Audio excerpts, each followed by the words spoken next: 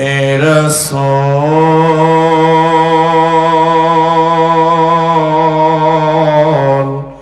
তোমাকে ভুলি আমি কেমন করে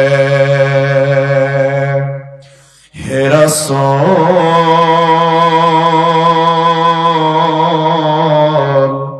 তোমাকে ভুলি আমি কেমন করে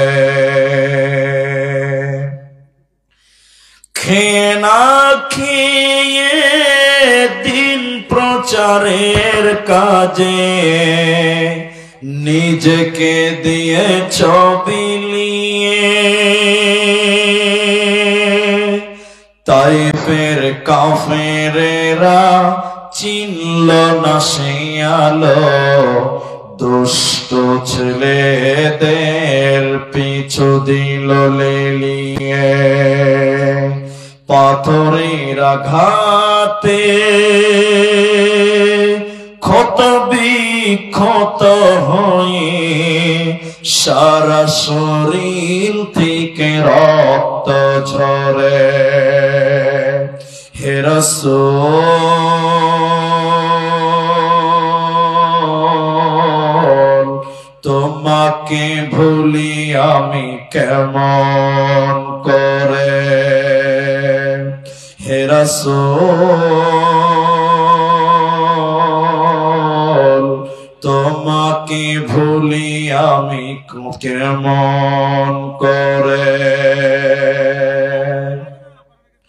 হেরার গোহার তোমারই ধ্যান আসমান থেকে নামে আল কোরআন ভাঙলো সবার ভুল তোমারই পরে আসলো কোরআনের ছায়া তোলে খালিদ ওমর আলী আবু বকর ইসলামী ঝান্ডা নিল যে তোলে আল আমিন তুমি ছিলে সকল মানুষের তরে হে রাসূল তোমাকে ভুলি আমি কেমন করে হে রাসূল তোমাকে ভুলি আমি কেমন করে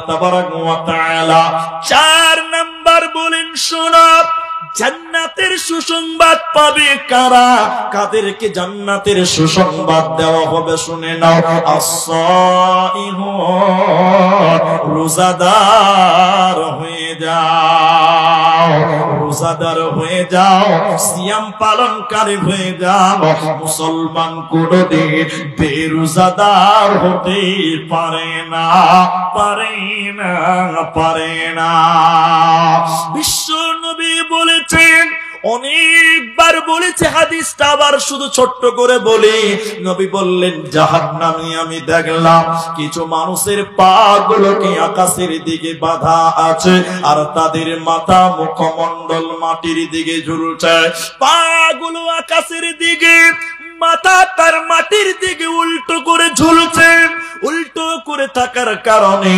ওদের মুখগুলো গালগুলো ফেটে ফেটে ফেটে ফেটে রক্ত পড়ে নবীজি থাকতে না পেরে বলেন জিবরাইল তুমি বলো এরা কারা কেন তাদের পা গুলো আকাশের দিকে বেঁধে রেখেছে কেন তাদের মাথা মুখমণ্ডল মাটির দিকে এদের অপরাধ কি জিবরাইল তুমি বলে দাও জিবরাইল আমিন বলেন ইয়া রাসূলুল্লাহ যারা রমজান মাস পেয়েছিল রোজার মাস পেয়েছিল দিনের বেলাতে ইফতারের আগেই যারা খাবার খেয়েছিল আল্লাহর ফরজ রোজা রাখে না ওই সমস্ত বেরোজাদারের দলেরা, ওদেরকে জাহান্নামে উল্টো করে টাঙিয়ে রাখা হবে।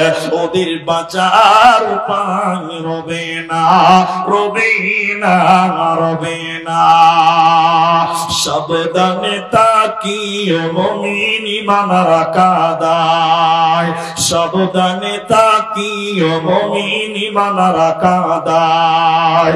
কিয়ামতের আলামত ভাবে বোঝা যায়, সাবধানে তাকিও মুমিন ঈমান রাখা দায়, সাবধানে তাকিও মুমিন ঈমান রাখা দায়। কি লিখব ভাই বাংলার বাণী, লিখতে ঝরে চোখের পানি। ক্ষমতার জোরে মানুষ মারে পশ্চিমী বাংলায়, সাবধানে থাকিও মুমিন ঈমান রাখা দায়, সাবধানে থাকিও মুমিন ঈমান রাখা দায়। কিয়ামতের আলামত ভাবে বোঝা যায়, সাবধানে থাকিও মুমিন ঈমান রাখা দায়।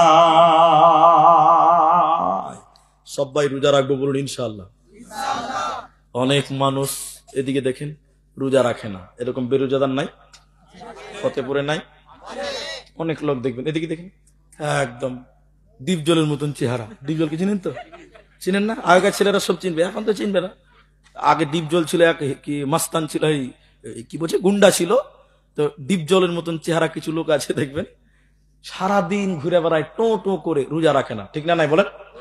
তো মসজিদের ইমাম সাহেবকে বলছে, ওই ওই আমাকে লাগবে না, ওই ওই ওই রোজা করিস নি, সর্দারকে বলবো, সর্দারকে বলবো।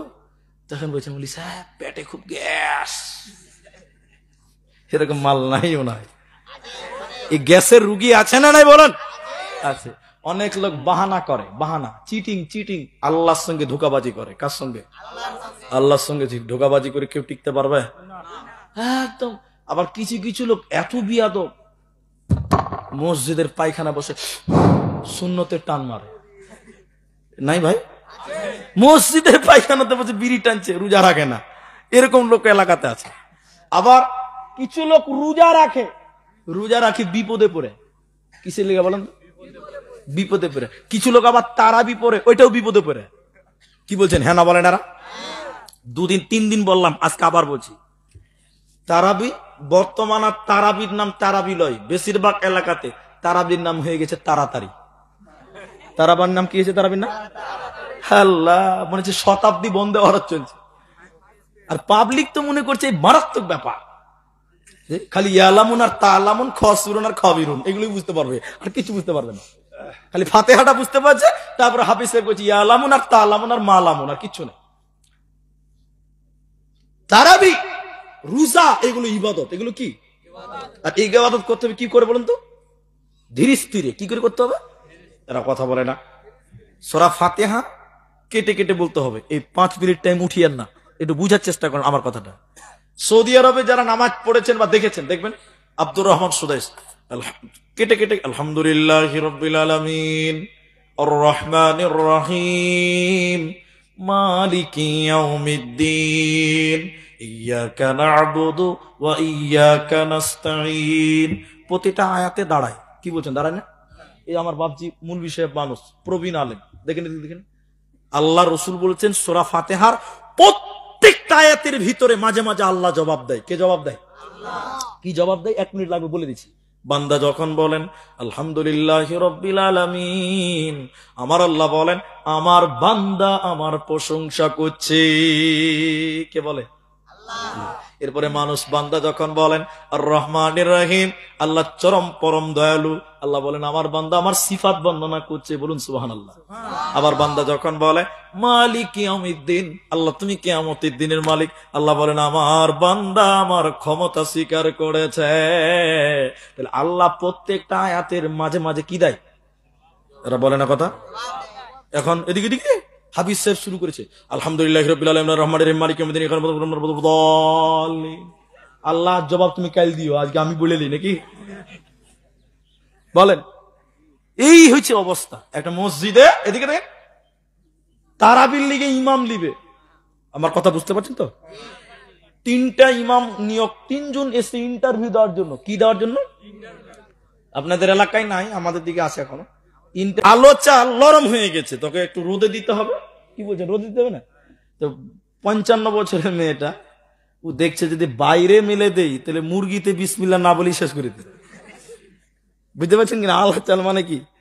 তো ও মনে মনে করছে তাহলে বাইরে দেওয়া যাবে না, তো দিবে কোথায়? বারান্দাতে খানিক রোদ পড়েছে, বারান্দাতে দিবে।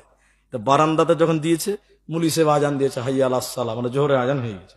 তো মেয়েটা ভাবছে আর কি করবো, নামাজটা পড়েলেই ধানটাও জোগা হবে, এই চালটিও জোগা হবে, আর নামাজটা পড়া হবে।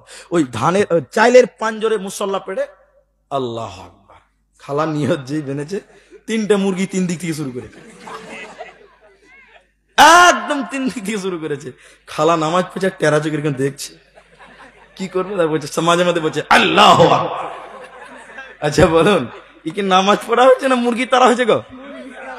নামাজ পড়া হচ্ছে না, এটা মুরগি তারা হচ্ছে।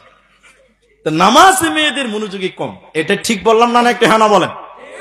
হ্যাঁ, আবার মাথা হিলেছে এখনো, খরিদ্দার এখানেও আছে, বাহ খুব ভালো বুঝে। আর 2 নম্বর ইবাদতকারী মেয়েটাকে রমজানের রোজা রাখতে হবে। রমজানে কি করতে হবে? আমরা সবাই রোজা রেখেছি, রাখবো, বলুন ইনশাআল্লাহ। এটা নিয়ে আর লম্বা কথা না। 3 নাম্বার নবী বলেন, শোনা কোন মেয়েটা ইবাদতকারিনী? 4টা গুণের মধ্যে 3 নাম্বার নবী বলেন আহসানাত ফারদাহা, নিজের হেফাজত করা। যেটি মেয়ে আছেন শোনেন, যাদের বিয়ে হয়ে গেছে, যাদের বিয়ে হয়নি, ভালো করে শুনুন। আপনার এই দেহটা, এটা আপনার স্বামীর সম্পদ। মেয়েদের দেহ কার সম্পদ বলে? স্বামীর। এই দেহটা পৃথিবীর কোন পরপুরুষকে দেখানো যাবে না। এই দেহটা একজন রেজিস্ট্রি করেছে, তোমার স্বামী মোহর দিয়েছে, রেজিস্ট্রি করেছে, রেকর্ড করে নিয়েছে। তাহলে তোমার দেহটা পৃথিবীর কোন মহিলার দেহ, পৃথিবীর কোন পুরুষ পরপুরুষ নয়, শুধুমাত্র নিজের স্বামীর জন্য বৈধ। পৃথিবীর অন্য কেউ দেখতে পাবে না। এই জন্য ঢেকে ঢুকে চলো, নিজের বিবিকে রাস্তাঘাটে উদাম করিও না। এখন আপনারা বলেন, মেয়েরা রাস্তাতে ঘুরছে ঘুরছে না? আপনাদের ঘুরে না? হ্যাঁ, বেশি ঘুরছে না? বেশি ঘুরছে। হ্যাঁ, এক জাল। শুনেন শুনেন শুনেন শুনেন, আপনাদের কি কষ্ট হয়েছে? বহুত বহুত বহুত আগেকার কথা একটা বলছি। আমার 2টো বাড়ি আছে, ওটা অনেকেই জানেন, অনেকে জানেন না। তো আমার 2টো বাড়ি বাজারে, একদম বাজারে। একদিন আসরের নামাজ পড়ে বাজারে চা খেয়েছি, বহুত আগেকার কথা বলছি, বহুত পুরাতন কথা। এরকম মৌলভী সাহেব 2-3টা আছে। তো চা যখন খেয়েছি, একটা ছেলে ওর বউকে নিয়ে বাজারে এসছে। কাকে নিয়ে এসছে? আপনাদের দিকে বোরা বাজারে যায়? যায় না? তাহলে রাস্তাতে বাজারে যেগুলো ঘুরে বেড়াচ্ছে, ওটাকে পঞ্চায়েতের বউ। হ্যাঁ, বলছে বাজারে যায় না? হ্যাঁ, ওগুলো কি পঞ্চায়েতের নাকি? যেছে কি যেছে না? তো বাজার করতে নিয়ে গেছে একটা ছেলের বউকে। আল্লাহু আকবার। দেখেন, ওর বোর শরীরে যেটা কাপড় আছে, ওটা কাপড় নয় ভাই, ওটা শাড়ি নয়, ওটা মশারি। সব বুঝা যায়। তোর বউটা যে বাজার করছে বাজারে, গোটা বাজারের লোক তোর বউটাকে দেখছে। আচ্ছা, দেখাটা অপরাধ না? কিন্তু তার চেয়ে বড় অপরাধ ও যে শাড়ি কাপড় পরেছে পাতলা, এটা বেশি অপরাধ। ঠিক বলছেন না? হ্যাঁ বলেন। আমি যদি চিনি উদাম রাখি, 2-4টে পিঁপড়া বসবে, তাহলে পিঁপড়ার দোষ না, যে রেখেছে তার দোষ, তার দোষ। তো ও পাতলা শাড়ি লাল লাল করছে, গোটা বাজারের লোক একদম কলিজা ঠান্ডা করে বউটার দিকে দেখছে। গোটা বাজারের লোক যখন দেখছে, খুব ভিড় চলছে, বুঝলেন কিনা? তখন আমরা মুলবি হইলাম তো কি হলো, চোখ তো আল্লাহ আমাদেরকে দিয়েছে ভাই। হ্যাঁ, আমরা কি চোখ বাড়িতে রেখে আসতে পারবো? তো সবাই যখন ভিড় করছে, তাহলে আমরা ওখানে দেখেলি সর্বনাশ। এদের তাকিয়ে দেখছে, নাউজুবিল্লাহ, তো হারাম, দেখা যাবে না। আরে যার বউ তো আমাদের পরিচিত ছেলে, যখন এসছে, বলো হুজুর বলেন, আমাদের দেশে হুজুর বলে, বলেন হুজুর কি হয়েছে? খ্যাপা, এটা কাপড় কিন, চাদর কিন, উড়না কিন, তো শরীর বোর শরীরে চাপা, গোটা বাজারের লোক তোর বউটার দিকে দেখছে। ও খ্যাপা বলছে, মুলি সাহেব, আমার জিনিস আমি একলাই দেখবো, এলাকার মানুষের হক নাই। ও হক আদায় করে বেড়াচ্ছে। ছি ছি ছি ছি ছি। থু থু। নিজের বউটা পাড়ার পুরুষদেরকে, এলাকার পুরুষদেরকে অনেক মানুষ দেখায়, কি বলছেন দেখায় না? এখন অনেকে আবার ফেসবুকে ছাড়ছে, মনে হচ্ছে সরকারের বউ। ছি ছি ছি ছি। মায়েরা বোনেরা আমার শোনেন, তাহলে মেয়েদের 4টা ইবাদতের মধ্যে 3টা বললাম, 4র্থ নম্বর নবী বলেন আতাত বালাহা, স্বামীর কথা মতো চলা। এই 4টা হলো মেয়েদের ইবাদত। 2 মিনিট লাগবে বলছি, একটু বলেন আপনার, ওদিকে বলিনি আপনাদের বলছি। এখনকার মেয়েরা স্বামীর কথা শুনে ভাই? বিয়ে করেছো? বিয়েই করেনি, বিয়েই করেনি, বিয়েই করেনি, তাও বলছে শুনে না। আল্লাহ, বিহানি না করেছে, বরযাত্রী তো গেছে ভাই, অভিজ্ঞতা আছে। আচ্ছা বলুন, আপনারা এদিকে দেখেন। আচ্ছা দেখেন, ও বিয়ে না করেছে, পরিস্থিতি তো বুঝতে পারছে। হ্যাঁ, তবে দুনিয়াতে এখনো ভালো মেয়ে, সবাই বলুন আছে না নাই?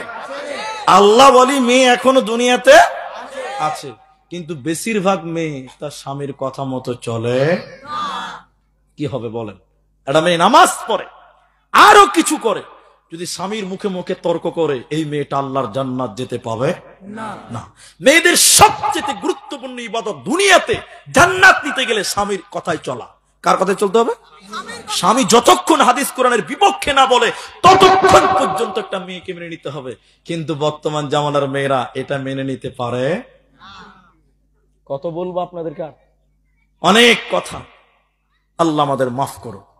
তাহলে শোনেন, এই 4টা গুণ নবী বলেন, যে নারী পাঞ্জে গানা নামাজ পড়িবে, রমজানের রোজা কভু নাহি ছাড়িবে, নিজ জটেরে রাখিবে খেয়াল, স্বামীর সেবা করে যাবে, বাঁচবে যত কাল, তার জন্য জান্নাতের দ্বার খোলা রবে, যে দ্বার দিয়ে ইচ্ছা বন্টি জান্নাত চলে যাবে। আরো একটি ভালো কথা শোনো দিয়া মন, পুরুষের জন্য নারী অমূল্য ধন। দুনিয়াতে যত ধন পুরুষের আছে, সবচেয়ে অমূল্য ধন নারী তার কাছে। কিন্তু তবে সেই নারী নিকে হওয়া চাই, এহ পরকাল নাই হয় ছাড়া খার। খালি পায়ে চলা ভালো কষা জুতো যার, আর বিদেশেতে থাকা ভালো বদ নারী যার। শুনো হে পুরুষ জাতি, কোরআনে ফরমান, তোমাদের নারী যদি হয় না ফরমান, প্রথমতে বুঝাও তারে নানান প্রকারে, তাতেও যদি না বুঝে বিছানাতে দেহ জোদা করে। এই 2 প্রকারে যদি ঠিকই নাহি হয়, আদরের মারো তবে কিছু মারা যায়, অযথা মারিলে মারা আল্লাহ নারাজ হবে, কিয়ামতের কোটে আল্লাহ হিসাব কষিবে। অতএব পৃথিবীর লোক, জান্নাতে যদি যেতে চাও, তোমরা ইবাদতকারী হয়ে যাও। আর মেয়েদের 4টা ইবাদত আজকে আলোচনা করলাম, ইবাদতকারী নেওয়ালি হয়ে যাও, পর্দার ভিতরে চলে এসো, নচেত আল্লাহর জান্নাতে পাওয়া হবে না, মিলবে না, দেবে না। কটা হলো ভাই? 2টো হলো। একটা ইবাদতকারী হও, একটা তওবাকারী হও। কটা হলো? এখনই ভুলে গেছে, কাল বলবে নামাজ পড়তেই হবে না বলেছে, এখনই ভুলে গেছে। তাহলে কটা বললাম বলুন তো ভাই? 2টো। নাম্বার 3, আল্লাহ তাবারাক ওয়া তাআলা বলেন, আল্লাহ বলেন আল-হামিদ, প্রশংসাকারী হয়ে যাও। একটু সবাই বলুন আলহামদুলিল্লাহ। এই যে আল্লাহর জমিনে আছেন, প্রশংসা করবো কার? আল্লাহ। এদিকে দেখেন, এদিকে দেখেন, আমার দিকে দেখেন। এখন অনেক মুসলমান আল্লাহর প্রশংসা করে না, আছে না? এরা বলে না কথা। দেখেন, উনি আমার লোক, খালি বুঝার জন্য বলছে। এদিকে দেখেন, এদিকে দেখেন, আমার দিকে দেখেন, এদিকে মায়েরাও দেখেন, হাতটা বাড়ান, হাতটা বাড়ান, দেখেন। আসসালামু আলাইকুম, কেমন আছেন? আছে মোটামুটি। এই মোটামাটির কিছু খরিদ্দার আছে, আছে না নাই? কিন্তু কি বলতে হবে বলুন তো? ওয়ালাইকুম তো বলতেই হবে। কেমন আছেন বলবে তো, কেমন আছে বলে তো ওয়ালাইকুম সালাম বলবে, কি বলবে? আলহামদুলিল্লাহ। তো বলছি চাচা কেমন আছেন? আছি মোটামুটি। মুরবি বে মুরবি, আলহামদুলিল্লাহ বলবে না, তুমি মোটামুটি। কিছু মোটামুটি পার্টি আছে না নাই বলো? কিন্তু প্রশংসা করবো কার? তুমি যে অবস্থায় থাকো আল্লাহর প্রশংসা করো। আল্লাহ কোরআনে 3 নাম্বার বলেন, জান্নাতে যেতে গেলে আলহামিদুন, শুকরিয়া আদায় করো। প্রশংসা করতে কৃপণতা করা যাবে না। আপনি যেমন আছেন, অসুস্থ আছেন, এদিকে দেখেন ভাই, কথা বলা যাবে না। অসুস্থ আছেন, আপনাকে কেউ দেখতে এসে বলছে ভাই কেমন আছেন, খুব সিরিয়াস, প্রথমে বলবেন আলহামদুলিল্লাহ, এই একটু ব্যথা করছে, বাস, আর কিছু। কিন্তু প্রথমে বলতে হবে কি? আলহামদুলিল্লাহ। কিছু মানুষ বলতে চায় না। আপনি গরিব, আলহামদুলিল্লাহ বলেন। আপনি বড় লোকের দিকে দেখবেন না, আপনার চাইতে গরিব যে তার দিকে দেখবেন, বলুন ইনশাআল্লাহ। গরিব যদি বড় লোককে দেখে তাহলে হিংসা হবে, অহংকার চলে আসবে, আফসোস চলে আসবে, আল্লাহর প্রতি নাশুকরি আসবে। কিন্তু গরিব যদি ওর চেয়ে গরিবের লোকের দিকে তাকায় তাহলে আল্লাহর প্রশংসা করবে। ঠিক বললাম না বলেন? একটা লোক এদিকে দেখেন রাস্তায় হাঁটছে, ইতিহাস, তারিখ, হিস্টোরি বলছি, রাস্তায় হাঁটছে, লোকটার স্যান্ডেল নাই। বলুন কি নাই? জুতা নাই। বেচারা রাস্তায় হাঁটছে আর কাঁদছে আর বলছে, আল্লাহ আমি কত অভাবী, আমার একটা স্যান্ডেল নাই, আল্লাহ তুমি স্যান্ডেলটাও দাও না আমাকে। আল্লাহর বিরুদ্ধে কথা বলছে, কথা বুঝতে পারছেন? লোকটা যেতে যেতে যেতে যেতে সামনে তাকিয়ে দেখছে একটা লোক, তার 2টি পা নাই, গড়াতে গড়াতে আগিয়ে যাই, তার 2টা পা নাই। এই স্যান্ডেল নাই যার আফসোস করেছিলাম, সঙ্গে সঙ্গে আল্লাহর কাছে মাপ চেয়ে সাজদা করে বলছে, আল্লাহ তুমি আমাকে স্যান্ডেল দাওনি, তাতে কি হয়েছে? আল্লাহ আমি তো ভালো আছি, ওই লোকের তো তুমি 2টি পা দাও না। ঠিক কিনা জোরে বলেন? তোমাকে পা দিয়েছে আলহামদুলিল্লাহ বলো। আর স্যান্ডেল নাই তো কি হয়েছে? অনেক মানুষের 2টা পাই তো আল্লাহ দেয় নাই। ঠিক কিনা জোরে বলেন? এই জন্য সবসময় প্রশংসা করবো। সবাই বলুন কার? এই জন্য বলুন আলহামদুলিল্লাহ। এটাই উপন্যাস শোনাচ্ছি, উপন্যাস, পৃথিবীতে ঘটে নাই। ডালখোলা স্টেশন আছে না, দেখবেন রেল লাইনের মধ্যে অনেক রেল লাইন বাতিল হয়েছে, অকেজো, রেল চলে না, আছে না? ডালখোলা স্টেশনে 2টা ফকির ভিক্ষা করে, এদিকে দেখেন, দেবা দেবা দেবা, যার মন চাইছে দিচ্ছে, দেয় না। ওর কোনো বাড়ি ঘর নাই। ফকির গুলো রাতের বেলায় যেগুলোতে রেল চলে না, ওই পাটরি, ওই পাটরিতে মাথা দিয়েছে, এদিকে দেখেন, মাথা দিয়ে ঘুমাচ্ছে আর কাঁদছে। আর আল্লাহকে বলছে, আল্লাহ আমি কি পাপ করেছিলাম, আল্লাহ তুমি আমাকে একটা তিরপালের ঘরও দাওনি। আল্লাহ ওই ডালখোলাতে যারা 3 তলা 5 তলাতে আছে, ওরা কি ভালো কাজ করেছিল আল্লাহ, ওদেরকে বড় বড় বাড়ি দিয়েছো। আর আমি ফকির কি অন্যায় করেছিলাম, তুমি একটা তিরপালও ঘর দাওনি, রেল লাইনে শুয়ে কাটাই। আল্লাহর বিরুদ্ধে কথা বলছে, একবার বলুন নাউজুবিল্লাহ। বেচারা কানতে কানতে কানতে কানতে ঘুমিয়ে গেছে। এটা পৃথিবীতে ঘটেনি, ঘুমিয়ে গেছে। যেই রাত 1টা বেজেছে, কটা? এমন ভূমিকম্প শুরু হয়েছে, ফকির তাড়াতাড়ি উঠে গেল। ট্রেন চলে নাকি রে বাবা, ট্রেন চলে নাকি রে বাবা, তাড়াতাড়ি উঠে দেখছে কোনো ট্রেন ফেন আসে নাই। ভূমিকম্পর কারণে দুনিয়াটাই হিলছে। এদিকে দেখেন, ফকির তাড়াতাড়ি করে দেখে যে ভূমিকম্পতে বড় বড় বিল্ডিং 3 তলা 5 তলা গুলো বুঝবুঝ করে মাটির তরে ঢুকছে। ফকির সঙ্গে সঙ্গে রেল লাইনে আল্লাহকে সাজদা দিয়ে বললেন, আল্লাহ তুমি আমাকে রেল লাইনে রেখেছো, হাজার শুকরিয়া। আজকে যদি আমি 5 তলায় থাকতাম, বিনা জানাজা বিনা গোসলেই আমার কাফন হতো, আমার লাশও কেউ পেত না। বলুন সুবহানাল্লাহ। অতএব রেল লাইনে থাকো, 5 তলায় থাকো, চাই 5 তলায় থাকো, যে অবস্থায় থাকো, প্রশংসা করবো কার? সবাই বলুন কার? এই জন্য বলুন আলহামদুলিল্লাহ। প্রশংসা করতে কি প্রতা করতে নেই। তাহলে কটা হলো ভাই? 3টা হলো। আরে তওবাকারী হয়ে যাও, মাপ চানে ওয়ালা হয়ে যাও, ক্ষমা করনে ওয়ালা তোমরা হয়ে যাও। তোমরা যদি আমি আল্লাহর কাছে তওবা করো, ইস্তিগফার করো, তোমরা যদি আমি আল্লাহর কাছে মাপ চাও, আমি আল্লাহ তোমাদের জীবনের গুনাহকে মাফ করব। শুধু তাই নয়, আমি আল্লাহ তোমাদের জান্নাতের সুসংবাদ দিব। মরার পর তোমাদের কোনো চিন্তা রবে না, থাকবে না। এজন্য আল্লাহ বলেন, যদি তোমরা জান্নাতি হবে, সুসংবাদ পানেওয়ালা হবে, তোমরা আমি আল্লাহর কাছে তওবা করনেওয়ালা হও, আমার কাছে তোমরা মাফ চাও, ক্ষমা চাও। তাই আল্লাহ কোরআনে বলেন, আত্তাইব, তোমরা আমি আল্লাহর কাছে তওবা করো। তোমরা যদি তওবা করো, আমি আল্লাহ তোমাদের জীবনের যাবতীয় গুনাহকে মাফ করে দিব। ওরে বোন আমার, তোমার জীবনে অনেক গুনাহ, ওরে ভাই আমার, তোমার জীবনেও অনেক গুনাহ রয়েছে।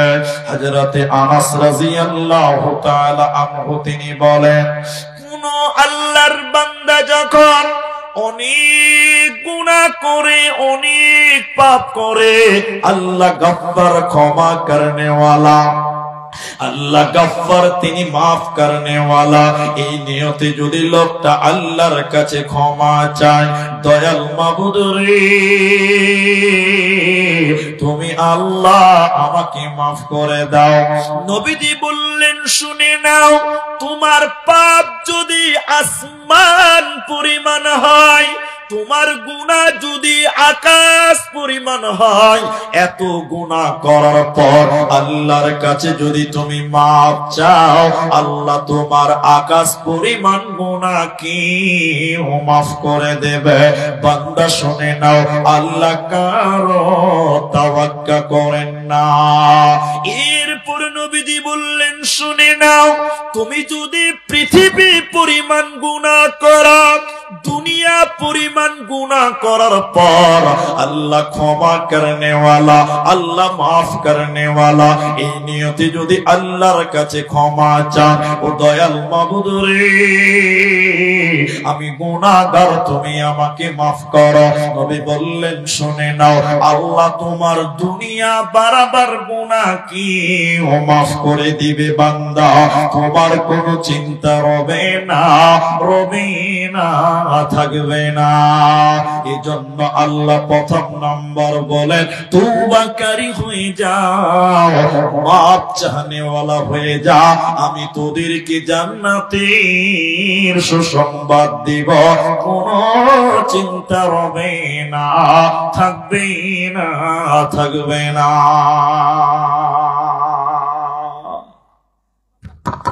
এদিকে দেখেন, আল্লাহ বলছেন, উদউনি আস্তাজিব লাকুম, তোমরা আমাকে ডাকো, আমি তোমাদের ডাকে সাড়া দিব। বলুন সুবহানাল্লাহ। আল্লাহ বলছেন, তোমরা আমাকে ডাকো, আমি তোমাদের ডাকে জবাব দেব। আল্লাহ বলছেন, ফাযকুরুনি আযকুরকুম ওয়াশকুরুলি ওয়ালা তাকফুরুন, তুমি আমার দিকে ধাপিত হও, আমি তোমার দিকে ধাপিত হব। আরেকবার বলুন সুবহানাল্লাহ। রিয়াজুস সলিহিনের ভিতরে একটা হাদিস আছে, খুব মনোযোগ দেন আমার দিকে। হাদিসটাতে বলা হয়েছে, নবী বলছেন, এ জাতি যদি গুনাহ না করত, এ জাতি মানে আমরা মানুষ, এই মানুষেরা যদি গুনাহ না করত, পাপ না করত, আল্লাহ এদেরকে ধ্বংস করতেন, বরবাদ করতেন, হালাক করতেন। অন্য জাতি আল্লাহ পাঠাতেন যারা গুনাহ করবে এবং আল্লাহর কাছে মাপ চাইবে। বলুন সুবহানাল্লাহ। তার মানে আল্লাহ চাইছে তোরা বেশি বেশি করে গুনাহ কর, নাকি? হ্যাঁ, এটাই যদি হয়তো নামাজ পড়ে কি হবে? চলো জালসা থেকে কি হবে? আল্লাহ যেটা চাইছে যে বান্দা তোরা আমার কাছে বেশি বেশি ক্ষমা চা, আমার কাছে মাপ চা, কারণ যে ব্যক্তি আমি আল্লাহর কাছে মাপ চাইবে, আমি আল্লাহ তাকে মাফ করে জান্নাতের সুসংবাদ তাকে দান করব। আর একবার বলুন সুবহানাল্লাহ। এই জন্য আল্লাহর কাছে ক্ষমা চাও, আল্লাহ সব মাফ করবে। ক্ষমা চাও। একটু ব্যতিক্রম কথা বলছি, আপনারা একটু মনোযোগ দেবেন। আপনারা করণদিঘিতে আলহামদুলিল্লাহ কোনো সমস্যা নাই, কিন্তু তারপরও বলবো কথার মানে তোলা আছে। বাংলাদেশের একটা কিতাব আছে, নাম বলছি, লেখেন, বাংলাতে পাবেন। আমার বাড়িতে সোফাতে এখনো রাখা আছে, এখন আমার বাড়িতে আছে। বইটার নাম হলো তাওহীদের মূল শিক্ষা। এটা দারুণ বই। লিখেছে কে? শাইখুল হাদিস মুফতি মোহাম্মদ জসিমউদ্দিন রহমান। এটা একটা বলার একটা কারণ আছে। এই বইটা ভালো, এই বইটা ভালো। এই বইয়ে একটা জবাব দিয়েছে অন্য বইকে, অন্য একজন ব্যক্তিকে। কাকে জবাব দিয়েছে শুনেন, গুগলে সার্চ করবেন, চরমনাই পীর। দেখেছেন না নাই? শুনেননি আপনারা? বাংলাদেশের বিরাট একটা বড় সংগঠন পীর চরমনাই, ওরা আবার রাজনীতিও করে। তো চরমনায়ের পীর মারেফাতের চাবুক বলে একটা বই লিখেছেন। এদিকে দেখেন, ওদিকে তাকাবেন না, ওদিকে জাহান্নাম চলে যাক, দেখার দরকার না, আমি দেখব। দেখেন, চরমনায় পীর বলছে, পীরের বই লিখেছে, পীরের কাছে মুরিদ হওয়া ফরজ। কি বলেছে বলেন একবার? যাও, কথা বলে না। পীরের কাছে মুরিদ হওয়া ফরজ। এখানে এরা আলেম, আলেমটি বাদ দিলাম, আবার আপনারা ফতোয়া দেন, আপনারা বড় হুজুর।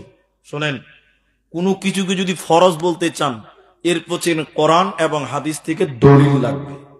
এরা হ্যাঁ না বলে না? এখনো মাথা হিলেছে ভাই। হ্যাঁ, আচ্ছা, ফরজ করতে গেলে দলিল লাগবে কি লাগবে না? লাগবে। তো আপনি কি ভাবছেন ওর কাছে দলিল নাই? ওর কাছে দলিল আছে। হাদিস কোরআনের জোরে লয়, চোপার জোরে, চোপার জোরে দলিল আছে। দলিল কি বলছে দেখেন, বলছে মানুষ যখন অঢেল পাপ করে, অনেক পাপ, এদিকে দেখবেন ওই লোকটা যদি তখন আল্লাহকে বলে, আল্লাহ মেলাই পাপ হয়ে গেছে, আল্লাহ মাফ করে দাও। তো চরমনায় পীর লিখছে, আল্লাহ এই মানুষকে ক্ষমা করবে না। বলুন নাউজুবিল্লাহ। বলছে ক্ষমা হবে না, না। তাহলে ক্ষমা হবে কি করে? বলছে এখন বলছে পীরের কাছে মুরিদ হওয়া ফরজ। এই যে কারণটা বলছে, বলছে এই লোকটার ক্ষমা নেওয়ার একটাই রাস্তা, সে একটা যোগ্য পীরের কাছে মুরিদ হবে। কি হবে? মুরিদ হবে। মুরিদ হয়ে বলবে, বাবা আমার জীবনে অনেক গুনাহ। কাকে বলবে কথাটা? পীরকে বলবে, বাবা তুমি আমার লিগে একটু দোয়া করে দাও, আল্লাহ যেন আমাকে মাফ করে। মানে আরেকজনকে ভাড়া করছে। কথা বলুন, ঠিক কিনা বলুন? আরে যে বলে আল্লাহর কাছে চাইতে গেলে ভাড়া করতে হয়, আমি ওই রকম আল্লাহকে মানি না। ঠিক কিনা জুড়ে বলেন? এরা কথা বলে না? আরে আল্লাহর কাছে ইতর, গরিব, ফকির, মিসকিন, ল্যাংড়া, খুরা সবাই সরাসরি আল্লাহকে বলবে। আল্লাহর কাছে বলতে গেলে আরেকজনকে ভাড়া করতে হয়, ওই রকম আল্লাহকে আমরা মানি না। ঠিক কিনা জুড়ে বলেন? তো বলছে যে পীরকে বলতে হবে যে বাবা অনেক গুনাহ হয়ে গেছে, তো আল্লাহকে বলে দেন না। এদিকে পীর বলছে, আল্লাহ এটা আমার মুরিদ, বড় পাপ করেছে, আমার জন্য তাকে মাফ করো, তাইলে আল্লাহ মাফ করবে, অন্যথায় মাফ হবে না। বলুন নাউজুবিল্লাহ। ওরা বলতে যে পীরের কাছে মুরিদ হওয়া, আসলে জানেন এই পীর মাজারটা এলো কোথা থেকে, এটা আগে জানার বিষয় আছে। আপনারা বলুন আছে না নাই? আরেকটা বইয়ের নাম বলি, এটা খুব ভালো করে বুঝবেন, বাংলাতেই পাবেন। বইটার নাম হলো পীরতন্ত্রের আজব লীলা। আপনারা কোনদিন হয়তো শুনেছেন পীরতন্ত্রে। আবু তাহের বর্ধমানী উনি বই লিখেছেন, বলে দিলেন। ওই বই একটা কবিতা লেখা আছে, ছড়া। কবিতা মানে একটা গল্প, এটা বাস্তব নয়, গল্প। আচ্ছা আপনাদের এলাকায় বড় হাট আছে না? হাট কোথাকার হাট আছে? রসাখর হাট। কি বারে হয়? রবিবার। বাস, মাশাআল্লাহ, কথা বলবেন তো ভালো লাগবে। আবু তাহের বর্ধমানী লিখছে যে রবিবার দিন রসাখর হাট। তো আগেকার জামানায় এত সুন্দর রাস্তা ছিল? ওই মাঠে মাঠে রাস্তা, কাদা মাটি রাস্তা। সকালবেলা একটা পানের পাইকার মাথাতে পান নিয়েছে, রসাখর হাটে বিক্রি করবে। তো মাঠে মাঠে রাস্তা যেতে যেতে রাস্তার মাঝখানে দেখছে যে ভদ্রলোক শিয়ালে পায়খানা করেছে। কে পায়খানা করেছে? তো এটা খারাপ লাগবে কি লাগবে না? হ্যাঁ না বলেন? তো দেখছি এত খারাপ কাজ। তো ওই পানের পাইকার মাথা থেকে 2-3টা পান ছিঁড়েছে পাতা, শিয়ালের পায়খানাটা ঢেকে দিয়েছে, গন্ধ বাড়াচ্ছে, দেখতেও খারাপ লাগছে। ও ঢেকে দিয়েছে। আচ্ছা বলুন, ও ভালো করলো না খারাপ করলো? ভালো করেছে। ও যখন পান দিয়ে পায়খানাকে ঢেকে চলে গেছে হাটে, ওর পেছনে ছিল একটা আলুর পাইকার, ও ভুটভুটিতে করে আলু নিয়ে গেছে। যেতে যেতে দেখছে যে সর্বনাশ, এখানে পান কে দান করলো, নিশ্চয়ই কোনো বড় আল্লাহর অলি টুলি কেউ আছে। কথা বুঝতে পারছেন কিনা? তখন ওকে 10 কেজি আলু দান করেছে ওখানে, বুঝতে পারছেন। এরপরে ছিল একটা চাইলের পাইকার, ও যখন ওদিক দিয়ে যেছে বুঝছে সর্বনাশ, তো দারুণ ব্যাপার, এখানে পেঁয়াজ, এখানে আলু আছে, অলি টুলি কারো কবর, এটা দান কেন করবে? তখন ও 2 কেজি চাল দিয়ে গেছে, কে নুন দিয়েছে, কে তেল দিয়েছে। সন্ধ্যাবেলা যখন হাট শেষ, সবাই ফিরে আসে, পানের পাইকার ওখানে এসে দেখছে শালা সর্বনাশ, ও তো জানে কোন আল্লাহর ওলি আছে এখানে, ও জানে না? নাই, এরা কথা বলেন, ও জানে না কে শুয়ে আছে এখানে? ও তো দেখছি দারুণ ব্যাপার, এ তো মাল ঢেরি জমা হয়ে গেছে। ও তো পানের বস্তা খালি, যা মাল ওখানে জমা হয়েছে সব বস্তাতে ভরে নিয়েছে, মাথায় নিতে পারে না, এত মাল জমা হয়েছে। বাড়িতে যাওয়ার স্ত্রীকে বলছে, ওই রহিমার মা, আর হাটে পান বিক্রি করতে হবে না। কেন জি বাবু, কেন জি, কেমন কথা বলছে যে রহিমার বাপ? বুঝছে শোনো, আল্লাহ ইনকামের রাস্তা খুলে দিয়েছে। বুঝছে কেন? বলে চ, ওর স্ত্রী কিনে ওই শিয়ালের পায়খানার কাছে, এত নোংরা যে, আরে পাগলি কোথাকার, দে ওর উপরে যেটা মাটি চাপা। তো রহিমার মায়ের এখানে বাঁ হাতের মাটি যায়, বুঝলে কিনা, মাটি দিয়েছে, দেখো একটু ল্যাপ, কাঁদাতে একটু লেপ না রে, ও রহিমার মা বাঁ হাতের শিয়ালের পায়খানার উপরে লেপ ছেড়ে করে মাটিটি লেপে উঁচু করেছে, একটা বাঁশ গেড়েছে, উপর একটা লাল কাপড় বেঁধে দিয়েছে। লাল কাপড় বেঁধে দিয়ে ওই কাপড়ের উপরে লিখে দিয়েছে শাক শিয়াল রহমতুল্লাহ আলাই মাজার শরীফ। প্রত্যেক রবিবার দিন একদম জমজমাট মাল জমা হয়ে গেছে। কথা কি বুঝতে পারছেন? জমজমাট মাল চলছে, ইনকামের একটা রাস্তা হয়ে গেছে। তো দেখেন পীর আর মাজার এলো কোথা থেকে? দেখেন, তুই বলছে যে আল্লাহর কাছে মাপ চাইলে আল্লাহ মাফ করবে, কিন্তু বলুন আল্লাহ মাফ করবে কি করবে না? সবাই বলুন, তুবু ইলাল্লাহ তাওবাতান নাসুহা। হে করণদিঘি, ফতেপুর, গোপালপুর, বুড়িহানের লোক শুনে, আমার আল্লাহ বলেন, তোরা আমি আল্লাহর কাছে তওবা কর, ইখলাসের সঙ্গে, খাল একদম একনিষ্ঠতার সঙ্গে। আমি আল্লাহ তোর জীবনের গুনাহকে কেটে কেটে সাদা খাতা বানিয়ে দিব, তোর জীবনে কোনো গুনাহ থাকবে না, রবে না, রবে না। তাই আল্লাহ 1 নম্বর বলে, সুসংবাদ প্রাপ্ত মানুষ হবে কারা? আল্লাহর জান্নাতি বান্দা হবে কারা? আল্লাহ বলেন আত-তাইব, যারা তওবা করনে ওয়ালা হবে রে, এদেরকে আমি আল্লাহ জান্নাতি দিব, এদের কোনো গুনাহ হবে না, রবে না, রবে না। বিশ্ব নবী দিনে প্রত্যেক দিন 70 বারেরও বেশি আল্লাহর কাছে ইস্তিগফার করতেন, ক্ষমা চাইতেন, মাফ চাইতেন। অতএব মানুষের দল, গুনাহ হতেই পারে, তুমি তো মানুষ, তুমি আল্লাহর কাছে ক্ষমা চাও, আল্লাহ বড্ড দয়ালু, বড্ড মেহেরবান, তোমার জীবনের গুনাহ আল্লাহ মাফ করে দিবি।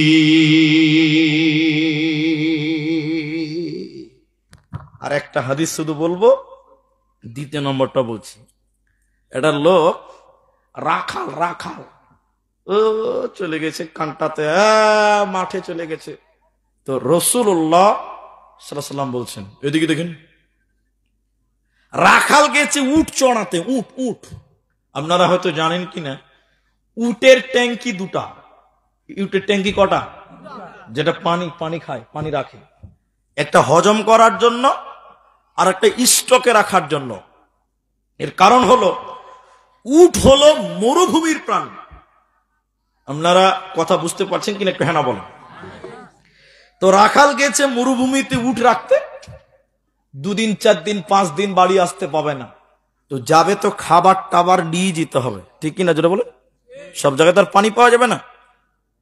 রাখাল পানি খাবার টাবার নিয়ে, এদিকে দেখেন উটের গলাতে ঝুলিয়ে দিয়েছে, রাখাল কোন এক ছায়াতে বসেছে। রাখাল মানুষ, বুঝতে পারছি, যখন ছায়াতে বসেছে, এদিকে দেখেন, এদিকে রাখালের চোখ লেগে গেছে, নাক ডাকছে, যেই নিন গেছে, এদিকে দেখেন, যেই নিন গেছে, রাখালের উট চড়তে চড়তে চড়তে চড়তে চড়তে চড়তে হারিয়ে গেছে। আচ্ছা, রাখালের উট হারিয়ে যাক এতে দুঃখ নাই, কিন্তু মরুভূমিতে পানি টানি কিচ্ছু পাবে না, রাখালের খাবারও শুদ্ধ হারিয়ে গেল। কথা বুঝতে পারলেন না? ওই যে বলেন না যে আমার আমও গেল ছালাও, ওইরকম হয়েছে কথাটা। রাখাল বেচারা চিন্তিত হয়ে খুঁজতে খুঁজতে খুঁজতে খুঁজতে আর উঠ পেল না, আবার কোন এক গাছের তলে বসেছে। এই উঠটা গেল তো গেল কোথাজি, এই করতে করতে করতে ফের খানিক নিন চলে গেছে, নাক ডাকতে হঠাৎ করে চেতন পেয়ে দেখছে রাখালের সামনে উটও হাজির, তার খাবারও হাজির। আচ্ছা আপনারা বলুন, রাখাল খুশি হবে না দুঃখ পাবে? খুশি হবে না গো? রাখাল খুশি হবে, মানে খুশি হয়ে বলছে আনা রব্বি আনতা আব্দুকা, আল্লাহ তুই আমার গোলাম আমি তোর আল্লাহ। বুঝতে পারেনি মনে হয়, কি বলছে? আল্লাহ তুই আমার গোলাম আমি তোর আল্লাহ। উল্টা বলছে, উল্টা হবে, আল্লাহ আমি তোর গোলাম তুই আমার আল্লাহ, এটা না বলে বলছে হে আল্লাহ তুই আমার গোলাম আমি তোর আল্লাহ। এত খুশি হয়েছে কেন যে ভাই? খুশি হওয়ার একটাই কারণ, হারিয়ে যাওয়া জিনিস পেয়েছে তার কারণ।